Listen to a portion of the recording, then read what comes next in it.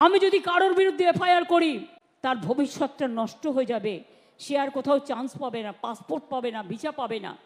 আমি যদি কারোর বিরুদ্ধে লিগালি অ্যাকশন নিই সে বিচার পাবে না, সে মনে রাখবেন তার জীবনটা পুরো নষ্ট হয়ে যাবে। আমরা সেটা চাই না।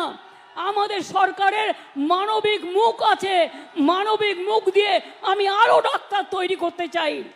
আমরা একমাত্র গভর্নমেন্ট যেটা নারী সুরক্ষার জন্য রাত্রি সাথী আমরা ডাক্তারদের জন্য তৈরি করেছি।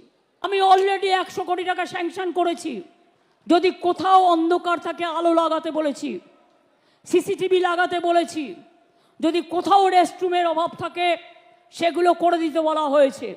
আপনারা জানেন হেলথ আগে কি ছিল আর আজকে হেলথটা ওয়েলথ হয়ে গেছে। দুর্ভাগ্যজনক কোনো ঘটনা ঘটলে এটা আমাদের সকলের পরিবারের ঘটনা হিসেবে আমরা নিই।